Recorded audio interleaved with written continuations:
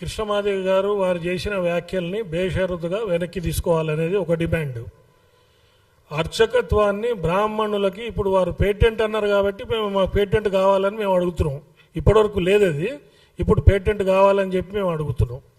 అదేవిధంగా SC ST atrocities act ఉంది, అట్లనే బ్రాహ్మణులకు కూడా ఒక అట్రాసిటీస్ యాక్ట్ కావాలని మేము అడుగుతున్నాం. మమ్మల్ని వారు గుర్తు చేశారు, ఇవన్నీ మీరు అడగండి అని వారు మమ్మల్ని తట్టి లేపారు. అదేవిధంగా ఈ రిజర్వేషన్ వ్యవస్థని మొత్తం తీసేసి ఎవరికి జ్ఞానం ఉంటుంది, ఎవరికి తెలివి ఉంటుందో మీరు పెట్టండి. ఎకనామికలీ బ్యాక్వర్డ్ అనే ఒక రిజర్వేషన్ ఉండాలనేది కూడా మా అందరి డిమాండ్. Thank you. రిజర్వేషన్ వ్యవస్థే తీసేయాలని అంటున్నాం. అంబేద్కర్ గారు 10 ఏళ్ళు ఇచ్చారు, ఇప్పుడు 70 ఏళ్ళు అయింది. వ్యవస్థ తీసేసి ఎవరు కాంపిటీషన్లో ముందరుంటే వాళ్ళకి ఇవ్వండి, ఎకనామికలీ బ్యాక్వర్డ్కి కొంచెం రిజర్వేషన్ పెట్టండి అని అంటున్నాం. ఇప్పుడు వెనకబడిన దాంట్లో బ్రాహ్మణ జాతి ఎక్కువ ఉంది కాబట్టి మాకు కూడా రిజర్వేషన్లు కావాలని అంటున్నాం. ఎందుకన్నామంటే ఆ కంటెక్స్ట్ మీకు చెప్తాను నేను. ఇప్పుడు ధూపదీప నైవేద్యం స్కీము, అర్చకల స్కీమ్లో చాలామంది 26 కులాలు అర్చకత్వంలోకి వచ్చినాయి. వారు అక్కడ రిజర్వేషన్ ఫలాలు అనుభవిస్తున్నారు, ఇక్కడేమో పక్కన శర్మ శాస్త్రి అని పేర్లు పెట్టుకుంటున్నారు. మేమేమంటున్నాం అంటే మాకు కూడా ఆ రిజర్వేషన్ ఫలాలు ఇవ్వండి అని మేము అడుగుతున్నాం. లేదంటే మా వాళ్ళని కూడా ఓసీల్లో కన్వర్ట్ చేయండి అని చెప్పి మేము అడుగుతున్నాం.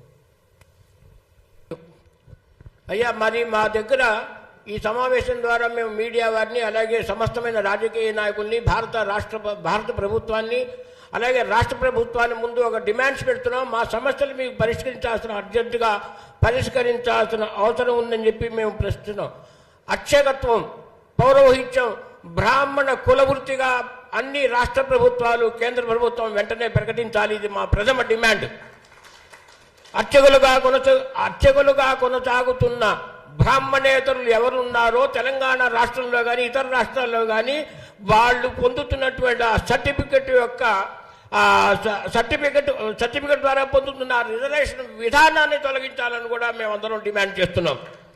బ్రాహ్మణ రక్షణ కోసం వెంటనే ఎస్సీ ఎస్టీ అట్రాసిటీస్ కేసు ఏ విధంగా చట్టం ఉందో అదేవిధంగా మాకు కూడా చట్టం తీసుకొచ్చి బ్రాహ్మణ రక్షణ కల్పించాల్సిన బాధ్యత ప్రభుత్వం మీద ఉంది, కేంద్ర ప్రభుత్వం మీద కూడా ఉంది. అవసరం వస్తే చట్టాన్ని కృష్ణమాదికి చెప్పినట్టే కేంద్ర ప్రభుత్వం పార్లమెంట్లో బాగు చేసి అట్రాసిటీస్ బ్రాహ్మణులకు కూడా ఇవ్వాలని మేము డిమాండ్ చేస్తున్నాం.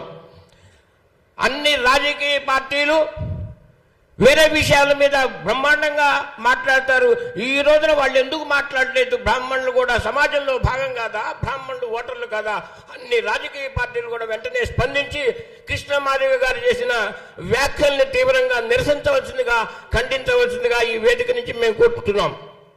అలాగే సమాజంలో అసమానతలు సృష్టించి 70 ఏళ్లుగా ఈ రిజర్వేషన్ విధానాన్ని ఎన్నాళ్ళు కొనసాగిస్తారని మేము అడుగుతున్నాం. ఎన్నాళ్ళకి పేదవాళ్ళు బిక్కివాళ్ళు ఇంకా పైకి వస్తారు.